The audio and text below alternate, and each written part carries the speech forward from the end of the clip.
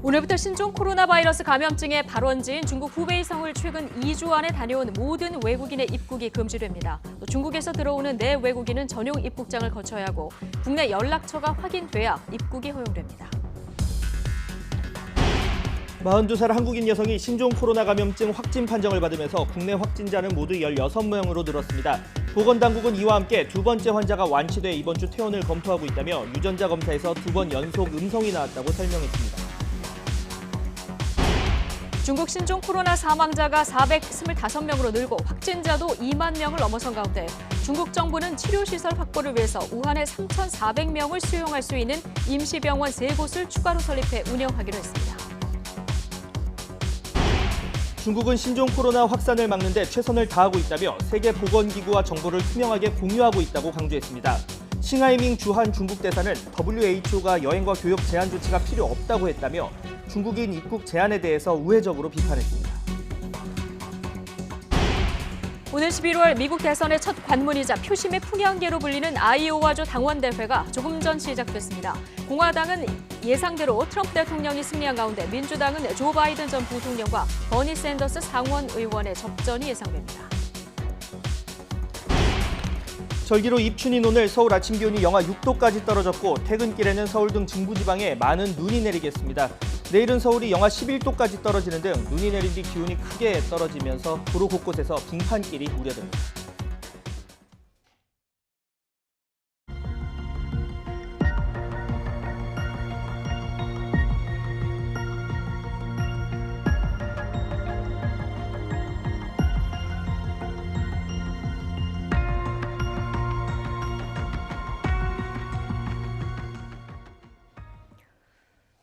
뉴스뉴스 2부 이어가겠습니다. 국내 신종 코로나 바이러스 확진 환자 1명이 추가로 확인됐습니다. 이로써 국내 확진 환자는 총 16명이 됐는데요. 취재기자 연결해서 자세한 내용 알아보겠습니다. 김승재 기자. 네, 행정정책부입니다. 네, 오늘 추가로 발표된 확진 환자, 최근에 태국을 다녀왔다고요? 그렇습니다. 추가 환자 1명은 42세 한국인 여성입니다. 태국 여행 후 지난달 19일 입국했습니다.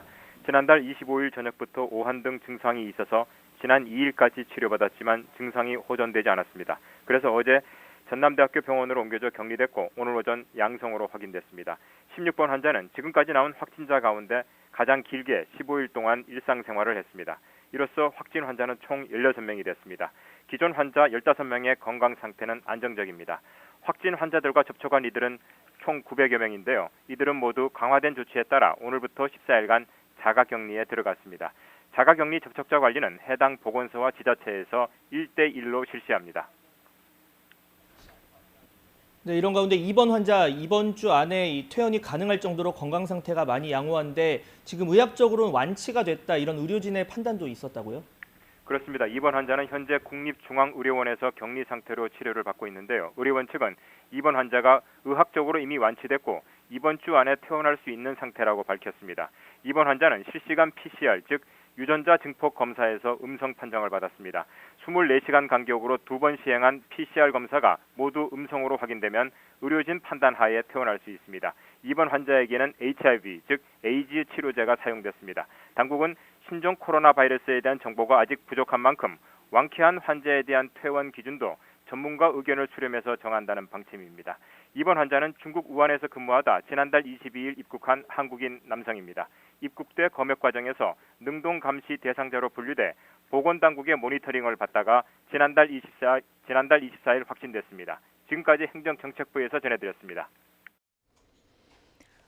오늘부터 인천공항에서는 중국발 항공기 탑승객을 대상으로 한 전용 입국장 3곳이 운영되고 있습니다.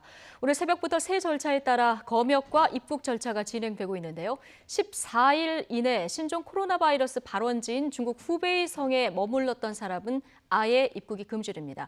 인천공항에 YTN 중계차 나가 있습니다. 나혜인 기자. 네, 인천국제공항입니다. 네, 정부 대책에 맞춰서 입국장이 어떻게 운영되고 있는지부터 좀 전해주실까요? 네, 제가 지금 나와 있는 이곳 인천국제공항 제2여객터미널의 입국장 출구 A입니다. 이곳 출구 A가 오늘부터 중국발 항공기의 전용 입국장으로 지정된 곳입니다. 중국에서 항공기를 타고 온 모든 승객은 이제 이곳 게이트 안쪽에서만 검역과 입국 심사 절차를 밟게 됩니다. 제가 나와 있는 이곳 제2터미널에는 잠시 전인 오전 11시 반쯤 중국 상하이에서 도착한 중국발 항공편 2편이 막 도착해서 지금 검역과 입국 심사 절차가 진행되고 있는 것으로 보입니다. 취향 항공사가 많은 제1터미널에는 오전 10시 이후에만 항공기 10여 편이 중국에서 도착했거나 도착을 앞두고 있습니다. 공항공사는 오늘 하루 1만여 명이 중국발 항공편 87편을 통해 인천공항으로 입국할 예정이라고 밝혔습니다. 아직 신종 코로나 바이러스 의심 환자나 후베이성에 체류해 입국이 거부된 사람은 없었던 것으로 파악됐습니다. 전용 입국장은 이곳 제2터미널뿐만 아니라 제1여객터미널에도 두 곳 설치됐는데요. 모두 터미널의 양쪽 끝자리에 설치돼 항공기 주기부터 탑승객들의 동선을 다른 지역에서 온 사람들과 분리했습니다. 베이징과 상하이 등 중국 두 개 노선을 운항하는 김포공항은 공간 등 사정이 여의치 않아 인천공항처럼 별도 입국장을 만들지는 못했다고 합니다. 하지만 공항 관계자는 일본 등 여타 국제선과 탑승객들의 동선을 분리해 인천공항과 같은 검역 입국 절차를 거치고 있다고 밝혔습니다. 중앙사고수습본부는 오늘 특별 입국 절차를 담당하는 보건복지부 직원 51명과 통역요원 등 군 인력 220명이 추가 배치됐다고 설명했습니다. 네, 검역과 심사 절차는 지금 어떻게 진행되고 있습니까? 네, 최근 2주 동안 신종 코로나 바이러스 발원지인 중국 후베이성을 방문한 적이 있는 모든 외국인은 입국이 금지됩니다. 중국인 가운데서는 후베이성이 발급한 여권을 소지한 사람의 경우 출발지에 관계없이 입국이 제한됩니다. 또 우한 총영사관에서 발급한 기존 비자의 효력도 잠정적으로 정지됩니다. 이 경우에 해당하지 않더라도 모든 외국인은 출발지 탑승권 발권 단계에서부터 2주 안에 후베이성 방문 여부를 확인받게 됩니다.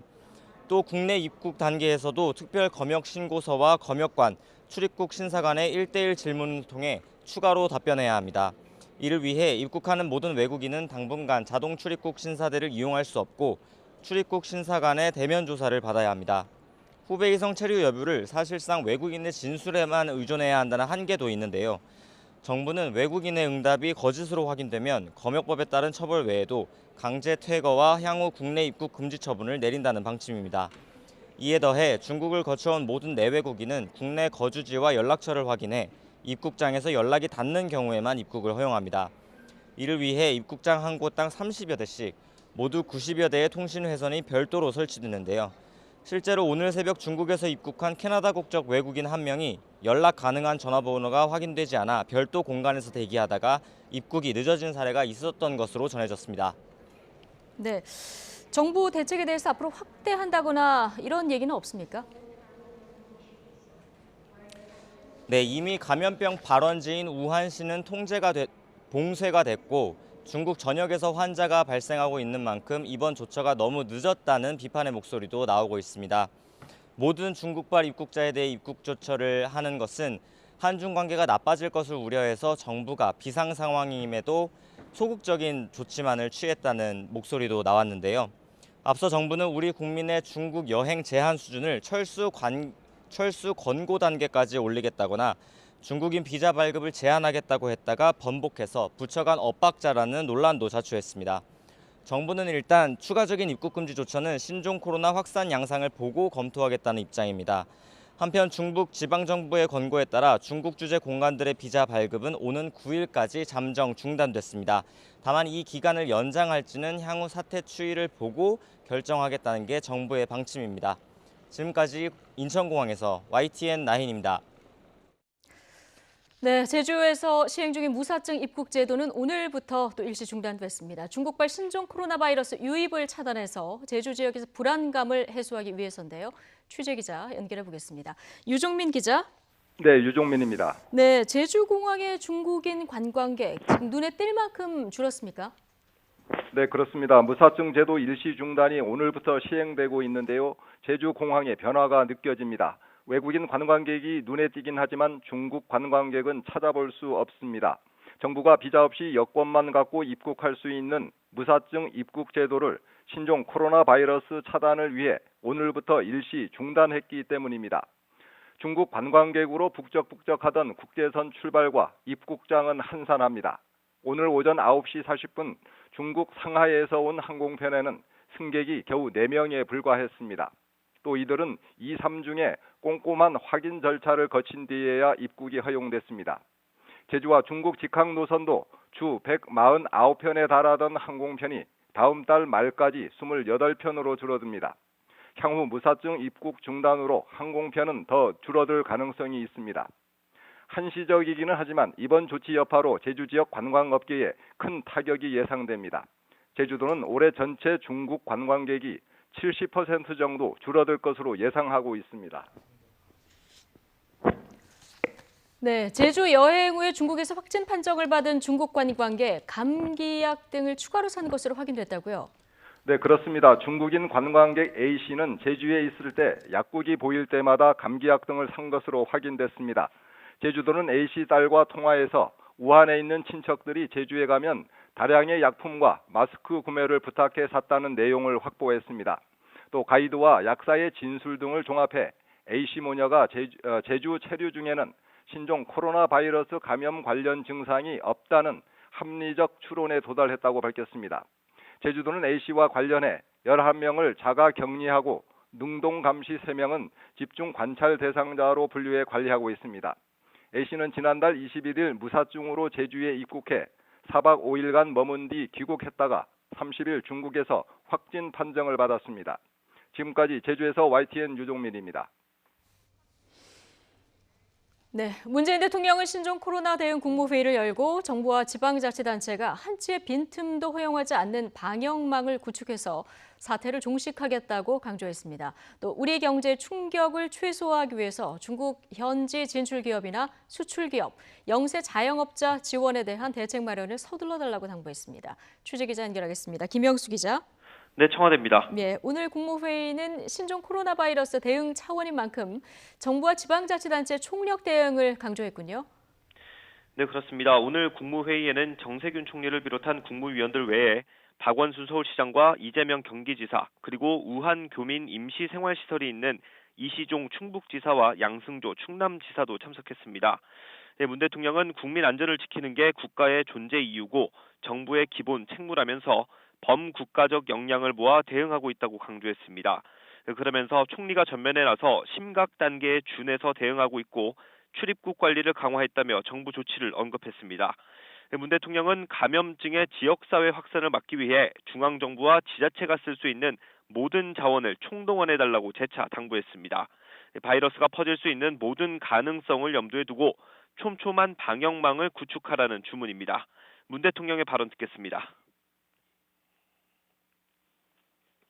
정부는 긴장의 끈을 놓지 않고 한순간의 방심도 한치의 빈틈도 허용하지 않겠다는 비상한 각오로 신종 코로나 사태 종식에 나서겠습니다. 네, 우리 경제에 미치는 충격도 상당한데 여기에 대한 지원책 마련도 서두르라고 오늘 지시가 있었다고요? 네, 문 대통령은 이번 사태가 소비와 관광, 문화, 여가 생활에 지장을 줘서 소비 심리와 내수에 부정적인 영향을 미칠 수밖에 없다고 진단했습니다. 특히 우리 수출의 4분의 1, 외국 관광객의 3분의 1을 차지하는 중국에서 공장 가동이 멈추고 여행객 발길도 끊기고 있다고 언급했습니다. 그러면서 현실화되고 있는 국민 경제의 부담과 기업들의 애로사항에 책임 있게 응답하는 것이 정부의 역할이라고 강조했습니다. 문 대통령의 발언 들어보겠습니다.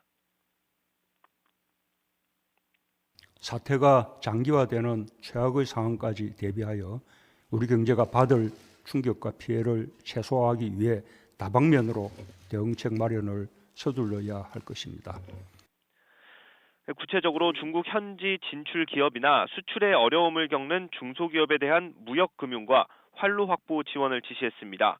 특히 영세 자영업자들에 대한 정책자금 지원 등 다양한 대책과 지역의 산업과 관광, 서비스업 위축에 대한 지원책도 마련하라고 당부했습니다. 정부가 할 수 있는 일은 해야 한다고 말도 했는데 신속한 재정 집행을 언급한 겁니다.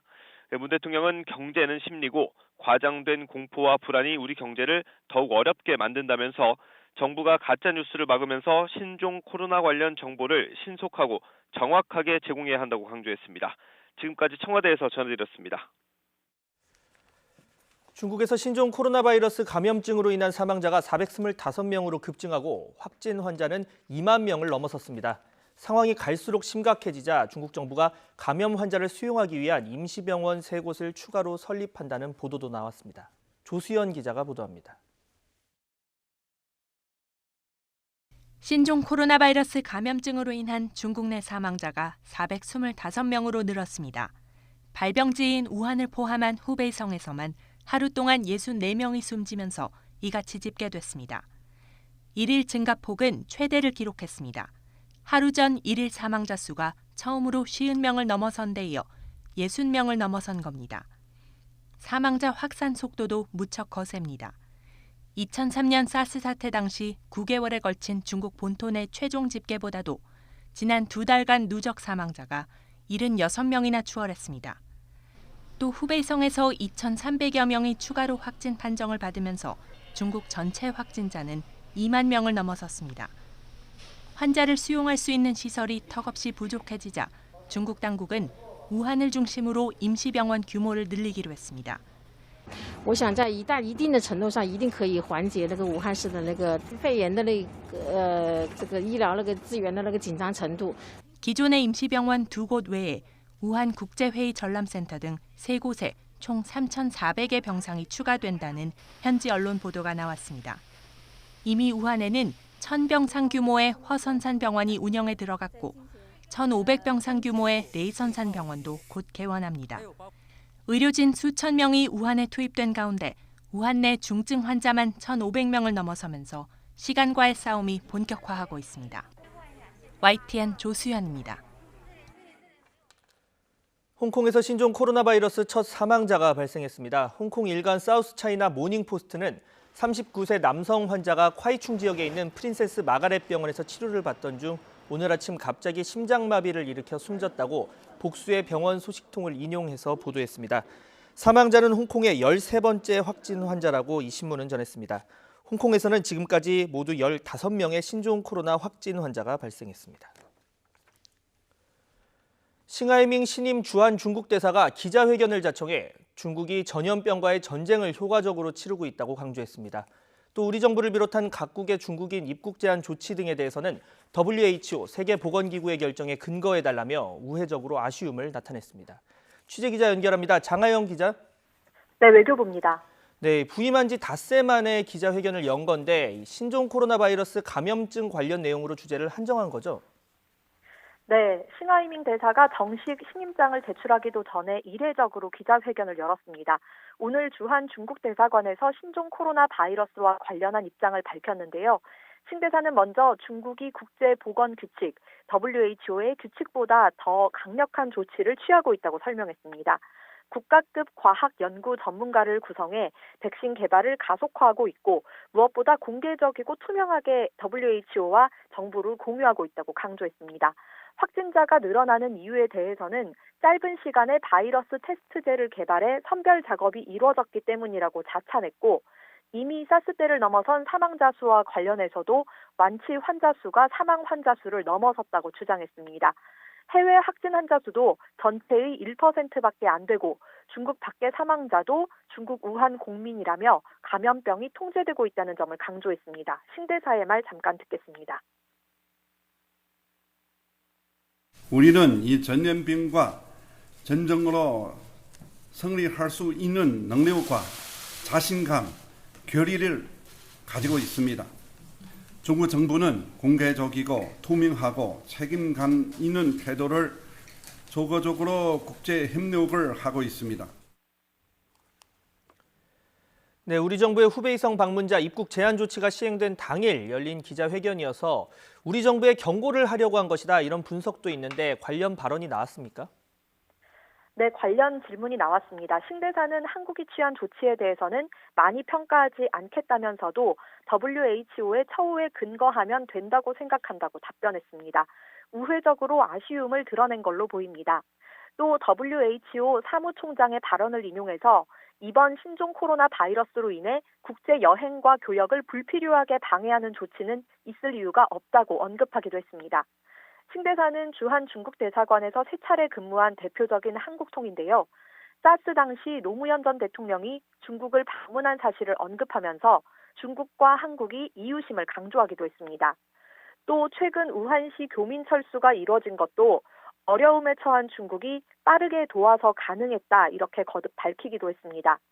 신종 코로나 바이러스가 빠른 속도로 확산하는 가운데 우리나라에서도 중국에 대한 비판 여론이 높아지고 있고 또 우리 정부도 오늘 새벽 0시부터 후베이성에 2주 이내에 방문하거나 체류한 적 있는 모든 외국인의 입국을 전면 금지하는 등 강력한 조치를 시작한 데 따른 조치인 걸로 보입니다. 기자회견에서는 시진핑 주석의 방한 계획에 대한 질문도 나왔는데요. 이에 대해 신 대사는 양국 간 고위층 외교당국에서 긴밀한 소통을 유지하고 있다며 정확한 확인은 삼갔습니다. 지금까지 외교부에서 YTN 장하영입니다. 신종 코로나 바이러스 확산에 정치권은 겉으로는 초당적인 협력의 필요성을 강조하면서도 서로를 향한 공세의 고삐를 늦추지 않고 있습니다. 가짜뉴스 공방이 벌어졌는데 더불어민주당은 자유한국당 황교안 대표의 발언을, 한국당은 민주당 이해찬 대표의 발언을 각각 문제 삼고 있습니다. 국회 취재기자 연결합니다. 우철희 기자. 네, 국회입니다. 네, 각 당이 오늘 오전 회의에서 서로 상대의 말을 가짜뉴스라고 몰아붙인 셈이죠? 네, 그렇습니다. 아침 회의에서 민주당 이인영 또 한국당 심재철 원내대표는 상대당 대표의 발언을 가짜뉴스라고 비판하기에 바빴습니다. 먼저 민주당 이인영 원내대표는 어제 한국당 황교안 대표의 발언을 문제 삼았는데요. 황 대표는 어제 정부가 중국에 마스크 300만 개를 가져다 준 데 이어 중국 관광객도 마스크를 싹쓸이하고 있어서 국민이 분개하고 있다고 말했습니다. 이에 이인영 원내대표는 마스크 지원은 한중 민간 기업과 유학생이 추진했고 1차분으로 지원한 수량도 12만 개에 지나지 않는다면서 사실과 다른 주장이라 유감이라고 날을 세웠습니다. 국민을 불안하게 하는 가짜뉴스와 사회 일각의 혐오 주장에 대해서 정치권이 단호히 맞서고 또 자제할 수 있어야 하겠습니다. 반면 한국당 심재철 원내대표는 민주당 이해찬 대표의 지난달 31일 발언을 거듭 문제 삼았습니다. 신종 코로나 바이러스 2차 감염자인 6번 환자는 보건소 근무자라는 발언인데 앞서 민주당이 착각에 의한 실수라고 공식적으로 정정을 요청하기도 했습니다. 심 원내대표는 또 민주당 대책특위위원장인 김상희 의원이 한국과 중국의 검역 기준 체온에 대한 가짜뉴스를 퍼뜨렸고 민주당 소속 군수는 확진자가 나왔는데 해외 출장을 떠났다고도 맹비난했습니다. 우한 폐렴 확진자가 나왔는데 방역에 신경 써야 할 민주당 소속의 황인홍 무주 군수는 그날 필리핀으로 출장을 갔습니다. 제발 정신 좀 차리십시오. 네, 여야가 어제 검역법 처리 등을 위한 2월 임시국회를 열기로 의견을 모았지만 합의가 무색해지는 대목입니다. 네, 한국당 황교안 대표의 서울 종로 출마 여부가 관심인데 내일쯤 결정이 난다고요? 네, 확정은 아닌데 당 안팎의 취재를 좀 해보니 황교안 대표의 종로 출마 여부가 내일 판가름 날 가능성이 큽니다. 민주당 간판 주자인 이낙연 전 국무총리는 일찌감치 종로 출마를 선언하고 지역 민심 다지기에 매진을 하고 있는데요. 한국당 입장에서는 가만히 두고 볼 수는 없고 황교안 대표 출마지가 정해져야 다른 공천도 판을 짤 수 있는 만큼 곧 결정을 내겠다는 겁니다. 일단 황교안 대표 측은 여러 가능성을 열어두었습니다. 박완수 사무총장은 YTN과의 통화에서 종로도 갈 수 있고 서울 다른 지역도 갈 수 있다면서 곧 출마 지역을 확정할 것이라고 밝혔습니다. 또 한 공천관리위원은 내일 열리는 회의에서 황 대표의 종로 출마 여부를 결론 내기로 했다고 언급했습니다. 이런 가운데 한국당 황교안 대표는 오늘 점심과 저녁 텃밭인 대구 경북 이른바 TK 의원들과 잇따라 만나 공천 관련 의견을 수렴할 예정입니다. 대규모 물갈이가 예고된 TK 의원들은 당이 힘들 때마다 앞장섰는데 왜 다른 지역에 비해 차별을 받아야 하냐면서 강력 반발하고 있습니다. 바른미래당은 손학규 대표 나홀로 정당 전락이 임박한 모습인데요. 손학규 대표의 최측근인 삼선의 이찬열 의원이 탈당을 공식 선언하면서 원내 교섭단체 지위를 잃게 됐고 호남 등 다른 지역구 의원들의 연쇄 탈당도 가시권에 접어들고 있습니다. 지금까지 국회에서 YTN 우철입니다. 미국 대선 경쟁의 시작을 알리는 첫 경선이 현지 시각 3일 아이오와주 전역에서 시작됐습니다. 민주당은 현재 조 바이든 전 부통령과 버니 샌더스 상원 의원이 각축을 벌이는 가운데 피트 부티지지 전 인디애나주 사우스밴드 시장과 엘리자베스 워런 상원 의원이 그 뒤를 쫓고 있습니다. 이런 가운데 미국 공화당의 대선 후보를 뽑는 아이오와주 코커스 당원대회에서는 도널드 트럼프 미국 대통령이 예상대로 승리를 거뒀습니다. 오늘은 봄이 시작된다는 절기 입춘이지만 절기에 맞지 않게 한방눈에 한파까지 찾아올 것으로 보입니다. 빙판길로 인한 퇴근길 교통 불편도 우려되고 내일 아침 서울 기온은 영하 11도까지 떨어지겠습니다. 취재기자 연결해서 눈과 한파 전망 알아보겠습니다. 정혜윤 기자. 네, 정혜윤입니다. 네, 지금 중부지방에 한방눈 예보가 나와 있는데 오늘 몇 시쯤부터 눈이 내리는 겁니까? 네, 현재 눈은 백령도에만 약하게 내리고 있습니다. 앞으로 눈구름이 북서쪽으로 유입되면서 경기 북부 지역부터 눈이 점차 시작되겠고요. 오후 3시를 전후해서는 서울 일부 지역에도 눈이 내릴 것으로 보입니다. 주로 많은 눈이 내리는 시점은 18시 이후, 그러니까 퇴근길과 겹칠 전망입니다. 기상청은 오늘부터 내일 새벽 사이에 서울 등 중부와 전북, 경북, 제주도에 1에서 5cm의 눈이 내려 쌓이겠다고 밝혔습니다. 일부 지역에서는 대설주의보가 내려질 전망입니다. 눈이 내리면서 기온이 크게 떨어질 것으로 보이기 때문에 오늘 퇴근길은 물론 내일 출근길까지 빙판길 미끄럼 사고가 우려됩니다. 또 눈이 그친 뒤 내일 아침에는 서울 기온이 영하 11도까지 떨어지고 체감온도가 영하 20도에 머무는 등 올해 겨울 들어서 가장 강력한 한파가 찾아오겠습니다. 기상청은 오늘 오전 11시에 강원도의 한파주의보를 한파경보로 강화했고 서울 등 중부와 남부 일부 지역에도 한파주의보를 확대 발표했습니다. 뒤늦게 찾아온 겨울 한파는 이번 주 금요일까지 이어진 뒤 주말부터 풀릴 전망입니다. 지금까지 YTN 정혜윤입니다.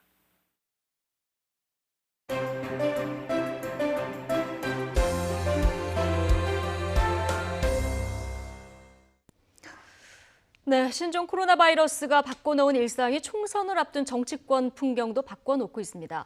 유권자 접촉을 최소화하는 선거운동을 추진 중인 가운데 정치권에서는 신종 코로나와 관련한 가짜뉴스 공방도 한창입니다.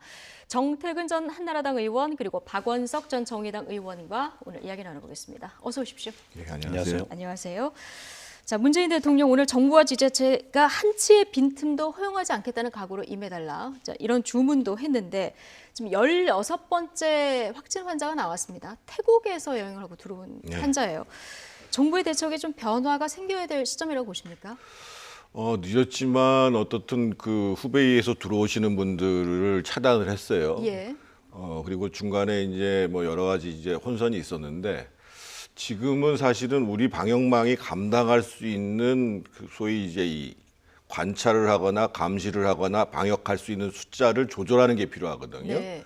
그렇다고 한다면 지금 이제 뭐 자유한국당이 주장하는 것처럼 전면적으로 확대하는 문제, 소위 이제 이 입국 금지를 그거는 고려하지 않는다고 하더라도 이미 중국에서 이제 뭐 저장성이라든지 꽝뚱성이라든지 이런 데는 한 6개 성이 400명 이상이 이제 발병자가 확진자가 생겼거든요. 근데 거기에 이제 우리 직항로가 있어요. 그래서 예를 들면 뭐 항저우라든지 난징이라든지 꽝저우라든지 뭐 창사라든지 이런 지역이 있습니다. 그래서 그렇게 이제 한 그 400명 이상 대량으로 발생한 지역에 우리로 들어오시는 분들은 그거는 저는 조금 그 입국을 제한하는 방법으로 택해서 현재 우리의 방역망이 효과적으로 감염 가능성 있는 사람들을 체크를 하고 그리고 이제 기본적으로 방역 체제가 유지가 될 수 있도록 이 문제는 좀 정부가 적극적으로 검토해야 될 문제가 아닌가 이런 생각을 해봅니다. 일시적으로 제한을 하는 거니까 지금 좀 위험 지역 정도까지는 확대하는 게 좋지 않겠냐 이런 의견을 주셨는데요.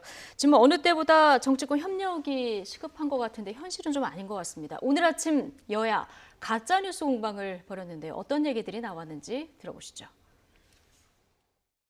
질병보다 빠르게 퍼지는 가짜뉴스 또 혐오 조장을 차단해야 합니다. 어제 황교안 대표께서 정부가 중국에 마스크 300만 개를 가져다 준 것에 대해서 국민이 붕괴한다고 말씀하신 것은 좀 유감스럽습니다. 이는 사실과 다른 주장이기 때문입니다. 중국의 마스크 지원은 한중 민간 기업과 유학생이 추진한 일입니다. 정부는 전세기 편으로 전달을 돕는 일을 했습니다. 실제 전환 물량도 200만 개 목표 가운데 1차 분인 12만 개에 지나지 않는다고 합니다. 국민의 마음이 불안한 와중에 확인되지 않은 뉴스가 무분별하게 유포되고 있습니다. 이해찬 대표는 얼마 전 당회의에서 2차 감염자가 보건소에 근무한다고 말했습니다. 민주당 대책특위위원장인 김상희 의원은 한국의 검역 체온 기준이 37.9도이고 중국은 38.9도다라고 말했는데 완벽한 가짜 뉴스입니다. 문재인 대통령이 취임 1000일을 맞아 자신의 페이스북에 자화자찬을 했습니다. 참 국민들의 한숨이 절로 나옵니다. 우한 폐렴 사태 직면해서 국민은 문재인 정부의 무능의 분통을 터뜨리고 있는데 대통령이 낯간지러운 자기 칭찬을 하고 있으니 국민들은 아연실색할 수밖에 없습니다. 네.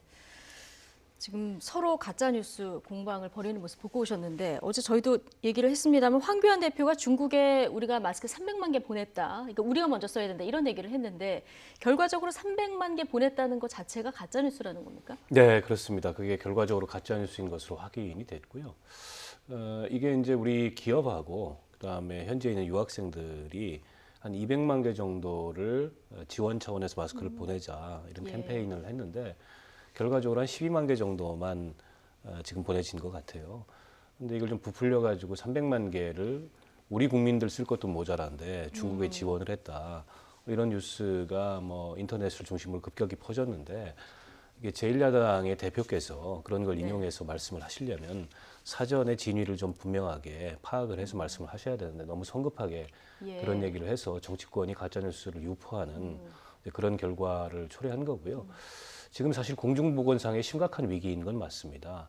이 신종 코로나 바이러스의 전파 속도가 무엇보다 굉장히 빠르고 과거에 있었던 사스나 메르스 이런 어떤 그 감염병보다 치사율은 떨어지지만 워낙에 이게 전파력이 높기 때문에 그러니까요. 이미 사스 때 사망자 넘어섰습니다. 네, 공중보건상의 위기인 건 맞고 이럴수록 좀 정치권이 초당적으로 협력하고 대처해서 좀 국민들이 불안하지 않도록 만들어야 되는데 아직도 국회에서는 이게 2월 임시국회를 예정하고 있습니다만 여전히 이 와중에도 좀 정치적 공방을 벌이고 있어서 국민들은 좀 눈살을 찌푸리는 것 같아요.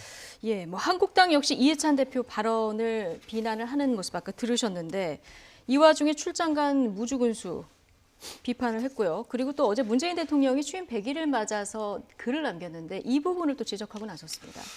저는 5년 전 메르스 사태 때나 우리 정치권이 별로 달라진 게 없는 것 같아요. 똑같다. 지금 상대방이 잘못한 것을 지적하는 거에 바쁠 때가 아닙니다. 사실 그렇죠. 이인영 대표 발언도 그렇고 심재철 대표 발언도 그렇고 지금 국민들이 뭘 간절히 원하는가라는 것들을 찾아서 그것을 해결할 방법이 뭔가라는 것들을 고민해야 되는 거거든요. 조금 전에 말씀하셨습니다만 실제로 시중에 보면 지금 이미 이 마스크에 대한 문제 제기가 나오는 이유가 마스크를 사기가 어려워요. 그렇죠. 그리고 인터넷으로 주문해도 4, 5일이 걸려요. 그리고 세정되는 뭐 공공으로 비축한 거 다 동의나고 있는 상태예요. 그런데 사실은 저희가 이미 메르스 사태를 겪었잖아요. 그랬으면 저희 법에 보면 어떤 게 있냐면 비상대비 자원관리법이라고 그래가지고요.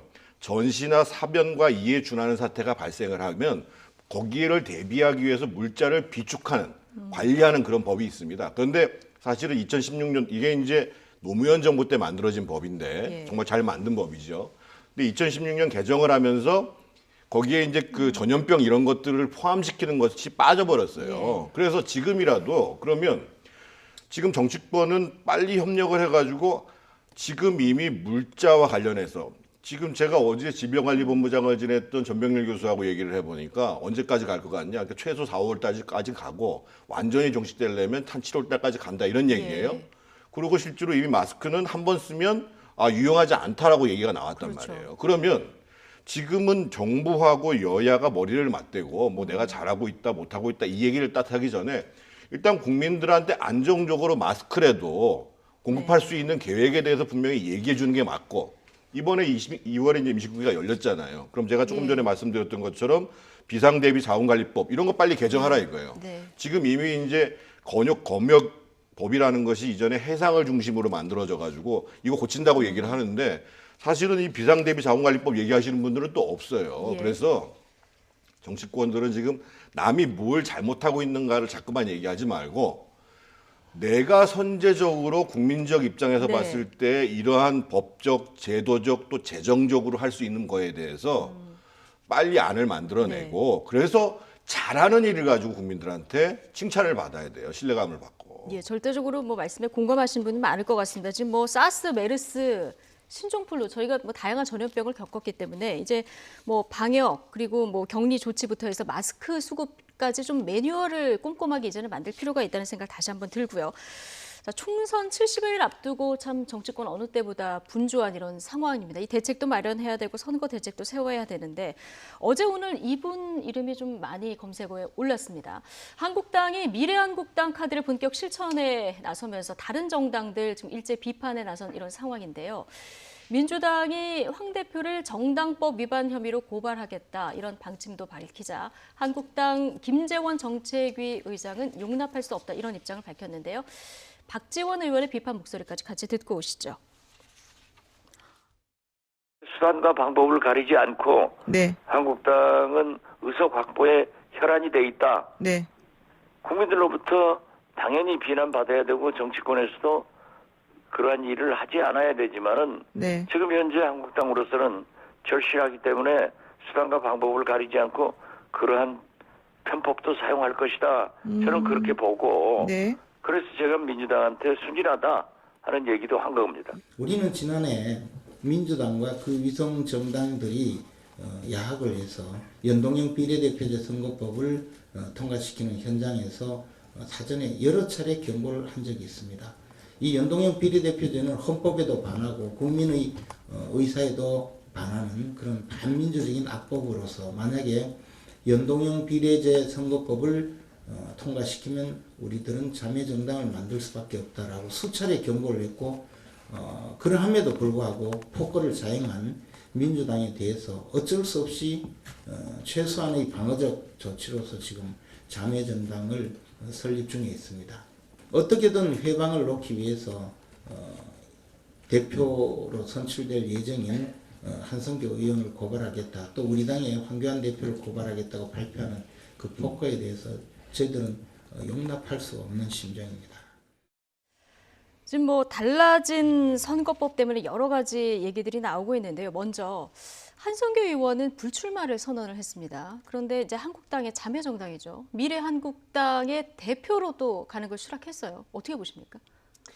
원칙적으로는 안 맞는 얘기죠. 그런데 지금 이제 4+1 때문에 한국당이 의석이 절실하다라는 것을 고민했다고 그런다면 저는 지금 어차피 혁신통치, 새로운 보수당 또 무슨 뭐 이현주 신당 여러 분들이 모여가지고 지금 이제 통합신당을 자유한국당이랑 만든다고 그러잖아요. 그래서 그럼 신당을 아예 하나 만들고 거기에 안 가는 자유한국당을 내버려두면 이런 문제는 안 생겨요, 사실은.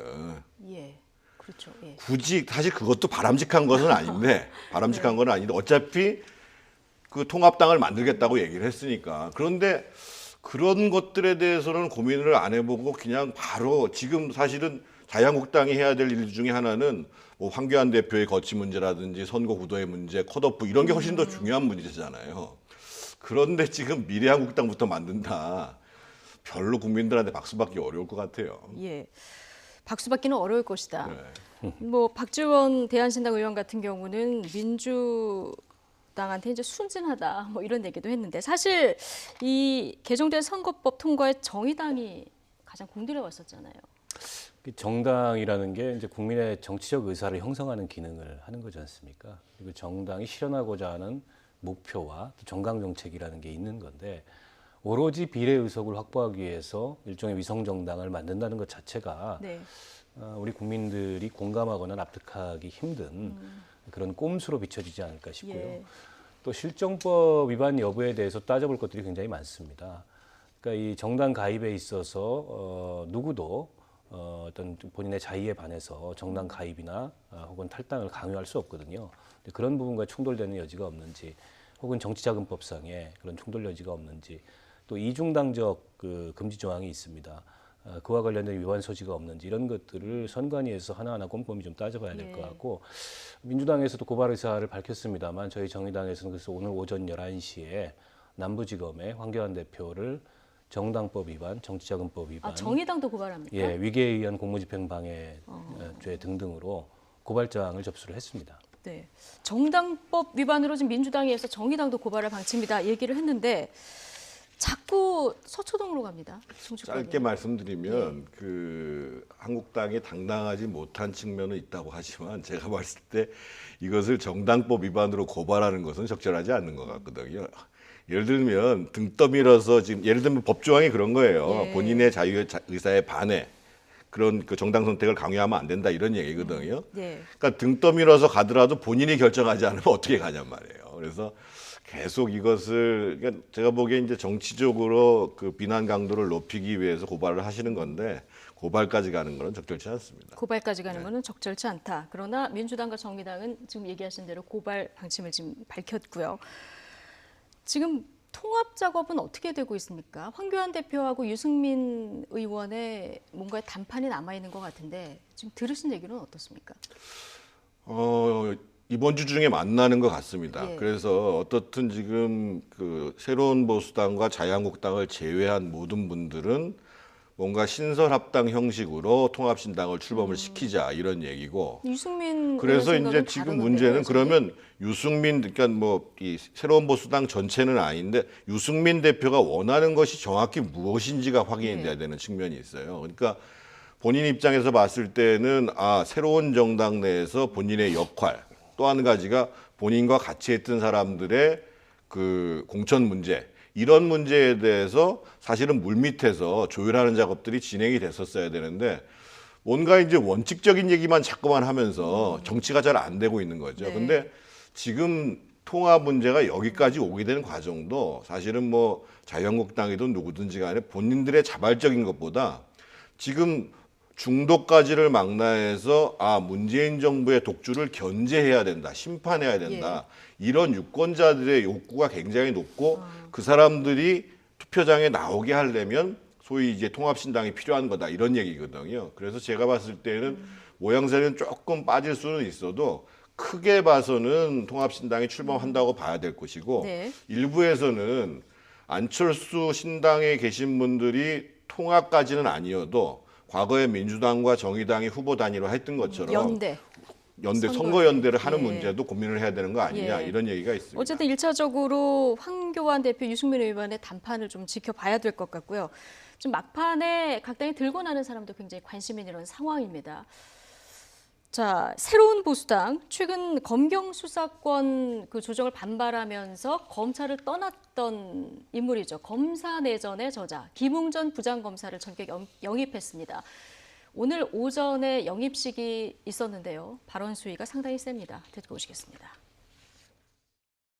왜 국민한테는 이렇게 불리하고 불편하고 이렇게 부당한 법이 왜 개혁으로 둔갑되었는지 납득할 수 없었고 또 왜 반칙과 특권이 감성파리와 선동을 만나면 그게 그냥 개혁이 돼버리고 구미호처럼 공정과 정의로 둔갑하는지 이해할 수 없었습니다. 지금 보시면 살아있는 권력 비리를 수사하면 그게 항명이 되고 그걸로 탄압을 받는 세상이 되었습니다.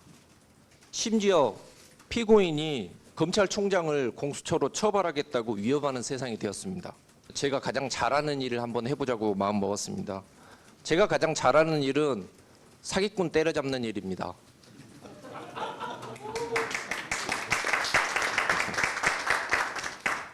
대한민국 사기공화국의 최정점에 있는 이 사기 카르텔을 때려잡고 싶습니다. 네, 마지막 들으신 발언, 내가 제일 잘하는 사기꾼 때려잡는 일을 할 것이다. 굉장히 강한 수위의 발언을 던졌습니다. 어떻게 들으셨습니까?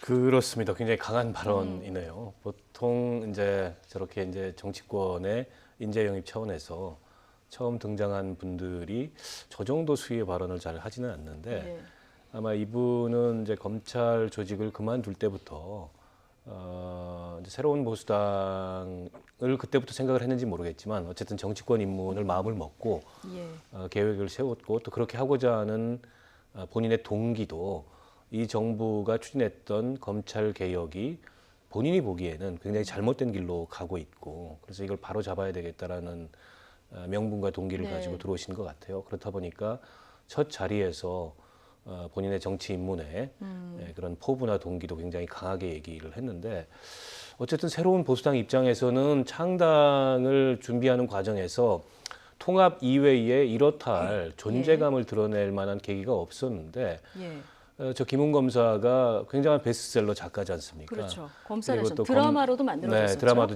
지금 상영을 하고 있고 또 검찰을 그만두면서 내부 게시판에 올렸던 글도 상당히 회자가 됐고 그래서 새로운 보수당 입장에서는 굉장히 반가운 어떻게 보면 좀 호재가 생긴 게 아닌가 이런 생각이 듭니다. 일단 주목도는 끌었다 이런 말씀이신데 적절한 영입 인사라고 보십니까? 새보수당 입장에서 보면은 아주 대어를 낚은 거죠. 근데 대어를 사실은 낚았다. 김웅 지금은 이제 변호사겠죠. 이분은 사실은 그 유승민 대표가 날 설득한 것이 아니라 내가 새로운 보수당을 설득했다고 얘기를 하고 검사직에서 물러날 때부터 이미 이제 그 600명의 검사들이 이제 댓글을 달았다고 하는 거기 자기 사퇴 변에 보면은 저는 이 거대한 사기극에 항의하기 위해서 시작을 합니다. 그게 사퇴고 그래서 그 시작의 이제 과정이 이제 정치권으로 온 거예요. 그런데다가 이분이 호남 출신이에요. 그리고 대학에서는 정치학을 전공한 친구고 친구는 아니죠. 네. 그래서 제가 봤을 때는 지금 벌어지고 있는 그 소위 이 검찰 개혁이라는 이름으로 해서 권력에 향해지는 수사를 피하려고 하는 문제, 이 문제에 대해서 이 그 김웅 검사는 선거 과정을 통해서나 그리고 자기가 의정 활동을 하게 된다 그러면 이 문제를 자기는 자기의 그 의정 활동의 과업으로 삼겠다라는 선언을 한 거죠. 그래서 앞으로 실제로 어떤 활동을 할지가 상당히 그 귀추가 주목되는 그런 후보자라고 봐야 될 것 같습니다. 지금 뭐 다른 당들의 해처 모여 작업도 관심이고요. 또 대진표도 관심인 상황인데요. 종론이 아니냐, 갈림길에 선 황교안 대표, 이젠 자신의 최측근까지 떠나면서 홀로 남게 된 손학규 대표. 이런 위기의 상황 속에 안철수 신당의 행보도 주목받고 있는데요. 자, 이 얘기 영상 먼저 보고 얘기 나눠보겠습니다. 왜 내가 당신을 떠나려고 하는지.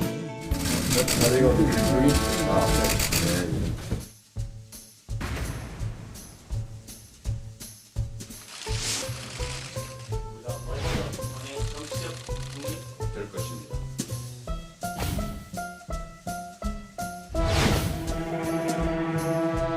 다른 주자들에게는 수도권 험지에 나가라 하면은 설득력이 없죠.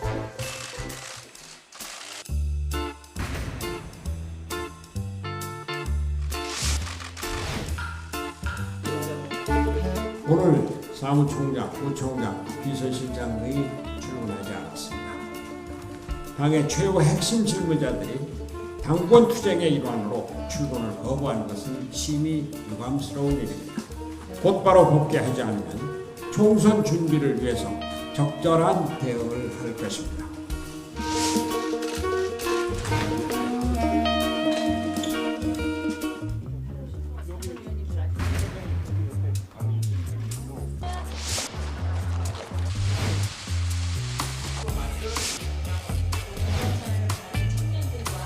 작지만 유능한 정당을 만들고자 합니다. 근데 이런 걸 가지고 무슨 뭐 모호하다든지 이렇게 주장하는 것은 그것이야말로 무식하거나 기득권 정치를 보호하려고 하는 그런 궤변에 불과하다는 것.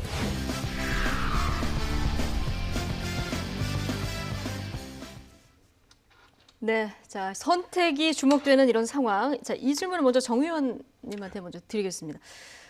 황교안 대표 드디어 어디에 나갈지 내일 발표한다고 합니다. 어떤 결정을 내릴까요? 종로를 나가셔야죠.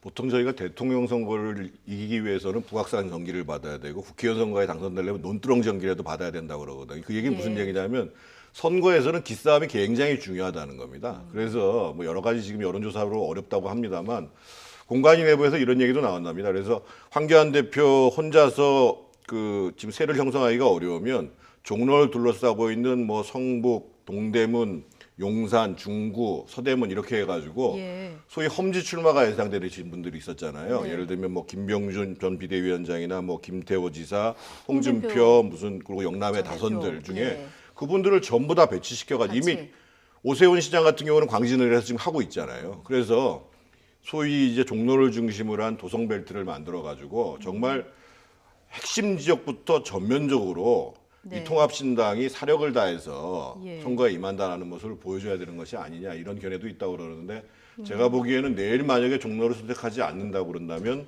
황 대표의 정치적 운명은 상당히 어려워진다고 봐야 됩니다. 오히려 더 어려워진다. 그럼요. 예. 수도권 험지 동반 출마 이런 가능성도 좀 저희가 봐야 된다는 얘기를 해주셨는데 바른미래당은 어떻게 되는 겁니까? 최측근도 지금 탈당을 한 상황인데요. 이렇다 보니까 사람 다 떠나고 보조금만 남는 거 아니냐 이런 얘기도 나와요. 그 보조금조차도 이제 여의치 않게 됐습니다. 오늘 예. 교섭단체가 무너졌지 않습니까? 이찬열 의원이 탈당한 그렇죠. 부분에서. 예. 그러면 선거 앞두고 받게 되는 국고보조금에서 한 70억 정도를 받지 못하게 그렇게 되는군요. 됩니다. 예. 그리고 사실상 이제 호남계 지역구 의원들도 탈당을 천명하고 있고 안철수계가 대부분을 차지하는 비례대표 의원들은 셀프 제명을 통해서라도 당을 떠나겠다. 결국 손학규 대표 혼자만 남게 되는 상황인데요. 저는 이 시점까지 왜 그렇다고 보십니까? 왜 이런 지금 선택을 하고 있다고 손 보십니까? 대표로서는 이제 총선에 가망이 없다. 현재 바른미래당으로서는 가망이 없다. 이런 판단 아니겠습니까? 그리고 이 내홍이 사실은 작년부터 이어져 왔어요. 작년 재보궐선거, 창원 재보궐선거 이후에 추석 때까지 10% 지지율을 달성하지 못하면 물러나겠다. 이런 공언을 하셨는데 막상 추석이 됐는데 10% 지지율 달성 못했는데도 안 물러나고 그 과정에서 지금 이제 당을 떠난 세보수당의 유승민계와의 여러 형태의 마찰이 있었고 그 연장선에 있는 건데 그렇다고 그래서 손학규 대표가 당을 회생시킬 뚜렷한 비전이나 인물 영입이나 어떤 총선의 계획이나 이런 걸 발표하고 계신 것도 아니거든요. 그러니까 이게 당 안팎에서 보기에는 손 대표가 그냥 고집만 부리고 자리에만 연연하는 거 아니냐. 그러다 보니까 이제 우리라도 떠나야 되겠다. 이렇게 마음을 먹은 게 아닌가 싶은데 이쯤 됐으면 손 대표가 정치를 오래 하신 또 어른이기 때문에 대승적인 차원에서 물러나시고 당이 회생할 수 있는 그리고 새로운 인물들이 좀 들어올 수 있는 공간을 마련해 줘야 되는 거 아닌가 싶습니다. 예. 지금으로서는 좀 그래 보이긴 어려워 보이는 이런 상황인데 바른미래당 이미 뭐 일부 의원이 새 보수당을 만들었고요. 지금 그럼 나머지 의원들 탈당해서 뭐 일부는 대한신당, 뭐 일부는 아무튼 안철수 신당, 뭐 이렇게 가지 않을까 이런 시나리오들이 나오는데 지금 안철수 전 대표는 신당을 만들어서 이름 자체를 안철수 신당으로 일단 총선을 치르겠다 이렇게 얘기를 했습니다. 지금 바른미래당의 이런 분열 상황이 안철수 신당에는 어떤 그 영향이 있을까요? 안철수 신당을 하면 안 되죠. 하면 안 된다. 명칭을 다른 걸 써야죠. 아니 우리 정치사에서 예를 들면 김영삼, 김대중, 김종필 총재 같은 경우로 아주 전일적인 지배력을 가졌던 분들조차도 자기 이름을 앞세워가지고 정당명을 만든 적이 없어요. 근데 좀 너무 정당이 많으니까 있었던 게 예를 들면 뭐 친박연대가 있었죠. 예. 소위 박근혜 대통령 이름을 판. 유일하게. 그런데 아니 본인이 어떤 정치를 하겠다라는 내용들을 예를 들면 가치적으로나 신념적으로나 정책적으로 정리를 하고 거기에 맞는 이름을 찾아내야지. 그럼 앞으로 저 당은 안철수라는 사람이 사라지면 없어질 당이라는 거잖아요. 지금 정당 정치가 저렇게 후퇴해도 되냔 말이에요, 기본적으로. 그리고 본인은 출마를 안 하면서 어떤 총선을 돌파를 하겠다고 본다면 본인과 같이 하고 있는 예를 들면 뭐 지역구의 국회의원도 권은희 의원 같은 분이 있고 비례대표 여러분들이 계신데 그분들이 어떻게 선거에서 승리를 얻을 수 있는가라는 것들을 고민을 해야죠, 사실은. 그래서 오히려 지금 그 통치위에서 그런 고민을 하는지 모르겠습니다만 이전에 민주당하고 정의당도 그렇게 단일화를 했으니까 이렇게 그분들을 그 단일화할 수 있는 방법을 찾아야 되는 것이 아니냐 이런 논의를 하는 것이 정상적인 정치 지도자거든요. 그런데 오히려 그렇게 비난을 하면 뭔가 중도실용 정치를 모르는 무식한 사람들이다 이렇게 자꾸만 얘기를 하시니까 참 답답해요 정말. 그렇군요. 일단 당명은 안철수 신당보다는 다른 당명을 만들어서 선거를 치르는 것이 좋겠다. 이런 의견을 주셨는데 민주당 분위기를 좀 살펴보면 어제 김의겸 전 대변인은 본인이 스스로 불출마하겠다 결정이 내려졌고요.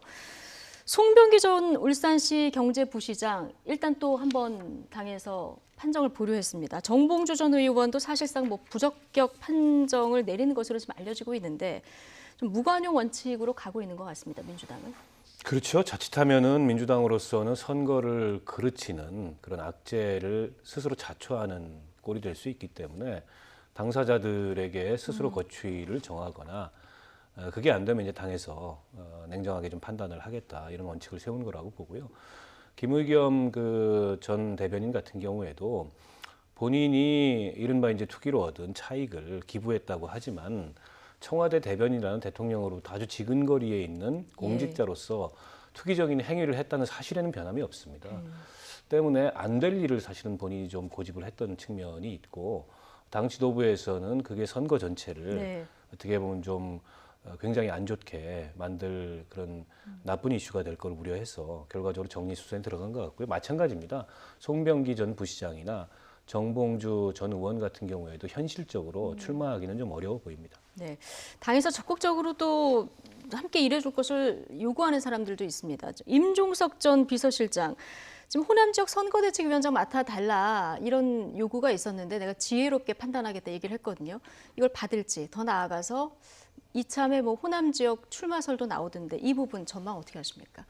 임종석 실장은 두 가지의 아픈 점이 있습니다. 하나는 본인이 출마를 안 하겠다, 다른 데서 기여하겠다고 국민들 앞에 2달 전에 얘기를 했었고 어쨌든 지금 문재인 정부의 초대 실장으로 문재인 정부를 상징하는 분이에요. 그런데 지금 소위 야권의 유권자들 입장에서 보면 문재인 대통령에 대한 문재인 정부와 민주당에 대한 심판론을 핵심적인 프레임으로 들고 나오고 있는 거란 말이에요. 그거를 상징하는 분이 되는 거죠.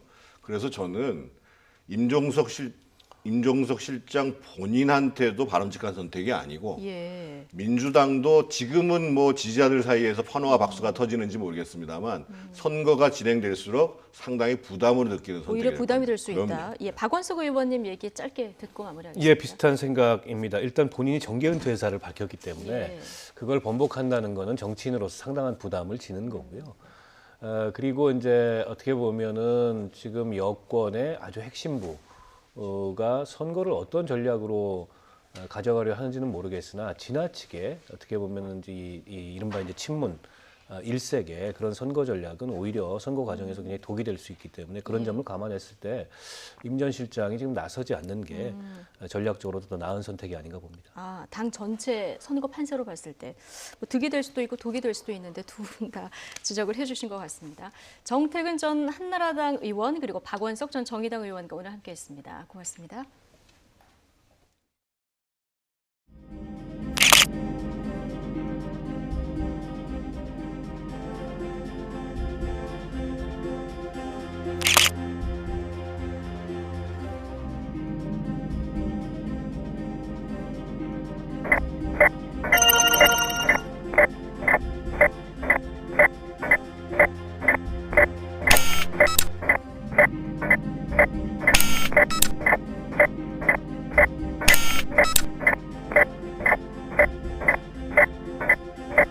Three, two, one.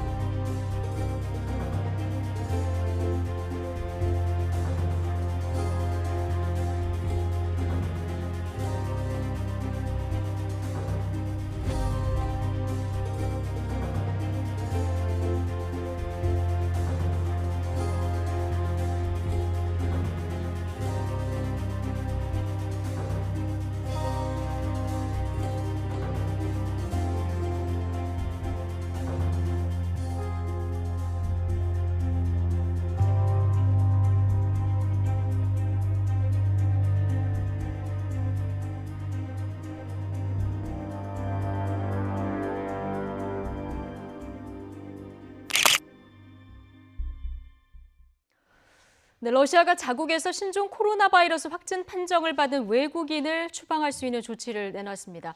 미국에서는 두 번째 사람 간 전염 사례가 발생하면서 확진자가 11명으로 늘었습니다. 이종수 기자의 보도입니다.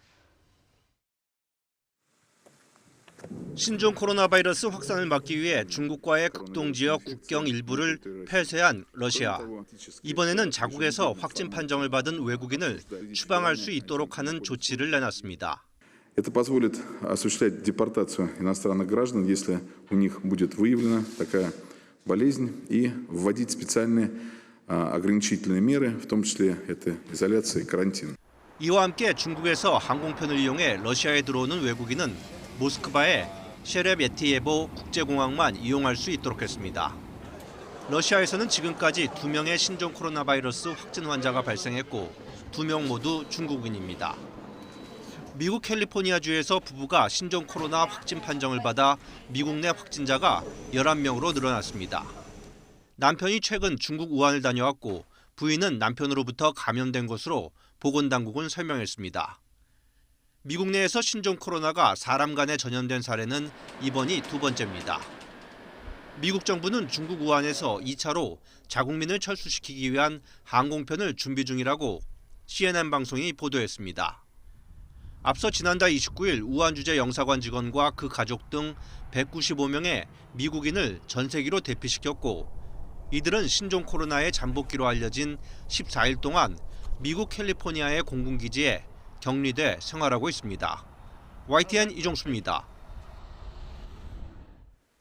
자, 손 소독제나 마스크 비싸기도 하고 구하기 어렵죠. 그래서 오늘 이 생방송에서 둘 다 직접 만들어 볼 겁니다. 특히 손 소독제 만드는 방법 온라인에 다양하게 나오고 있고 또 약국에서도 배합법을 설명하는데 조금씩 달라서 헷갈리는 경우가 많습니다. 이 시판되고 있는 손 소독제와 똑같은 농도로 만드는 황금 비율 공개합니다. 네, 지금 앞에 이렇게 있는데 소독용 에탄올입니다. 250ml 기준으로 해서 이 약국에서 1,000원, 온라인에서는 한 500원에서 600원 정도입니다. 그리고 두 번째로 글리세린, 그래서 끈적한 느낌을 만들어주고 약국에서 한 100g 정도에 이제 1,000원, 그리고 온라인에서 사면 1kg에 5,000원 내외면 살 수가 있습니다. 이 두 가지가 이제 필수품이고 나머지 이 정제수 있으면 아주 조금 넣고 없으면 안 넣어도 되는데 이유는 뒤에서 설명을 드리고요. 이것들은 이제 눈금이 표시된 용기입니다. 없으면 종이컵으로 비율을 맞추면 되는데 보통 소주잔 종이컵이 꽉 채우면 70ml 정도 됩니다. 자, 가장 중요한 비율을 보면요. 이 에탄올 그리고 글리세린 그리고 정제수가 10대 1대 0.5 이렇게 하면 시판용 소독제 그 농도인 62%가 만들어집니다. 원리를 잠깐 설명을 해드리면 이 약국에서 파는 에탄올 제가 약국에서 사왔는데 보통 이 100ml 기준 83ml가 에탄올입니다. 그래서 이 농도도 83%다 이렇게 생각하시는 경우가 있는데 아닙니다. 이 농도는 부피가 아닌 무게로 구하기 때문인데요. 이 실제 손 소독제를 보면 100g 기준 에탄올 62g, 즉 무게를 기준으로 농도를 구하는 겁니다. 그래서 이 에탄올 부피 83을 무게로 바꿔야 되는데 이 과정을 제대로 거치지 않다 보니까 온라인상의 배합 비율이 천차만별인 겁니다. 자, 변환에 그래서 중요한 게 에탄올의 순도 그리고 비중인데요. 저 사람 몸 일부도 물이듯 에탄올도 100% 에탄올로만 이루어진 건 아닙니다. 보통 한 95에서 97% 정도가 에탄올, 나머지가 물이죠. 여기에 이 에탄올은 이 정제수보다 가볍습니다. 그러니까 물이 1이면 에탄올은 0.789 정도입니다. 그래서 이렇게 곱해서 무게를 내면 에탄올과 물은 3대1 정도의 비율이다. 이렇게 알 수가 있습니다. 농도로 보면 이건 기억하셔야 됩니다. 농도로 보면 75.57%, 그러니까 약국에서 83 에탄올이라고 파는 제품의 농도는 75에서 76% 정도라는 거고요. 자, 이제 직접 만들어 보겠습니다. 먼저 이 에탄올 100ml를 넣어 보겠습니다. 이 눈금이 표시되어 있으니까 넣기가 좀 편하죠. 자, 뭔가 어렵지만 또 만들면 간단합니다. 이렇게. 네. 자, 넣는데 집중을 해야 되니까요. 자, 지금 100 정도 이렇게 지금 넣었습니다. 100 정도 넣었고 참고로 우리나라 이 손소독제로 에탄올 농도 54에서 70% 사이만 팔게 돼 있습니다. 너무 낮으면 효과가 떨어지고 너무 높아도 피부 갈라짐은 물론이고 이 세포막이 생겨서 침투가 잘 안 되거든요. 자, 다음으로 이 글리세린을 넣어줄 건데 이 글리세린은 아까 제가 점성이 강하다고 했죠. 좀 끈적끈적한 효과를 내는 겁니다. 그래서 글리세린도 10 정도 넣어줄 건데 이 지금 표시가 100까지만 되어 있으니까 제가 이 작은 용기에 넣어서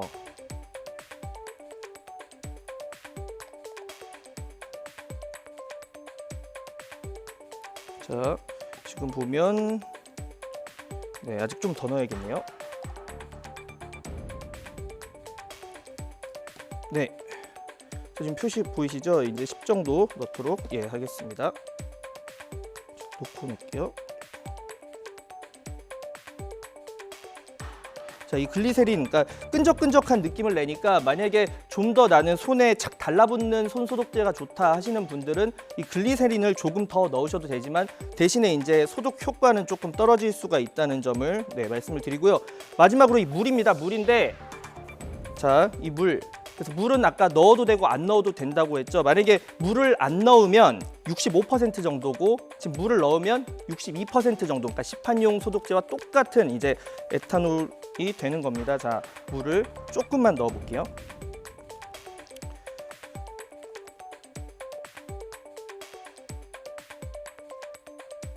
자, 물은 정말 조금만 넣으셔도 됩니다. 왜냐하면 이미 에탄올 안에 물이 많이 들어있기 때문이고요. 다 넣었습니다. 이제 끝났습니다. 지금 끝났고요. 이제 그걸 흔들어 주시기만 됩니다. 흔들어 주시기만 되고, 자, 소독 효과를 좀 높이고 싶으시면 뭐 정제수 안 넣고 글리세린을 조금 더 줄이거나 이렇게 하면 되겠죠. 자, 지금 이렇게 해서 이제 손에 뿌릴 때는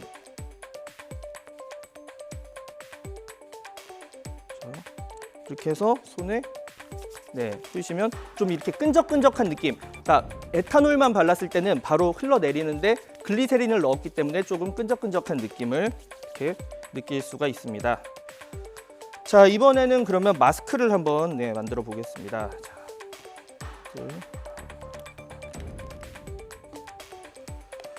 정리를 좀 할게요.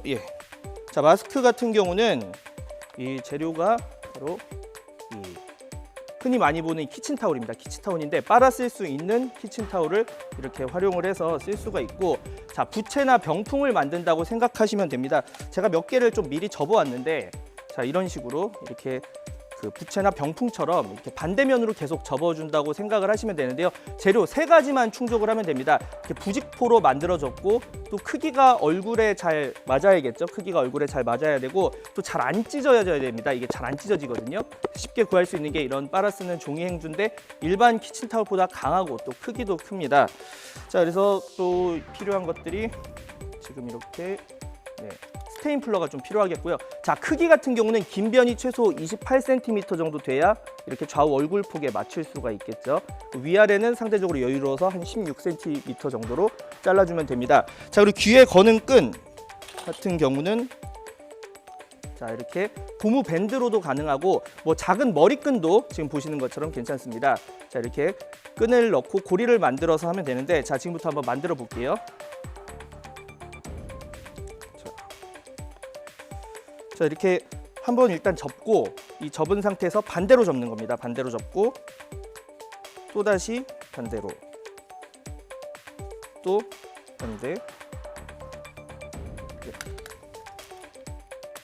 접어서 이렇게 만들고, 지금 고리를 이렇게 만들어서 보이시죠? 해서 이런 식으로 이렇게 돌리면 되는데, 돌려서 이 스테인플러로 찍으면 되는 겁니다.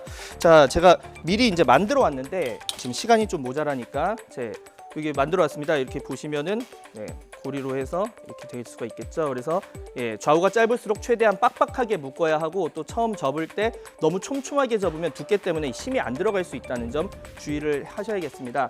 자, 이제 마스크를 직접 한번 써보겠습니다. 제가 자, 이 상태에서 이제 코를 맞추고 귀를 걸고 반대쪽 귀를 걸면 이런 식으로 마스크를 쓸 수가 있겠습니다. 자, 지금 마스크도 한번 만들어 봤고 또 손소독제도 만들어 봤는데 손소독제 같은 경우는 거의 100% 효과를 낼 수 있다고 보면 되고, 이 마스크 같은 경우는 어디까지나 대용품이니까 정말 없을 때 쓰시면 될 것 같습니다. 부디 위생 수칙 잘 지키셔서 건강 잘 챙기시길 바랍니다. 생각보다 좀 간단하네요. 마스크는 키친타올 부채 접기 하면 끝이고, 세정제는 에탄올 100, 글리세린 10, 정제수 5ml 섞어서 흔들면 끝이라는 설명 들으실 수 있었습니다.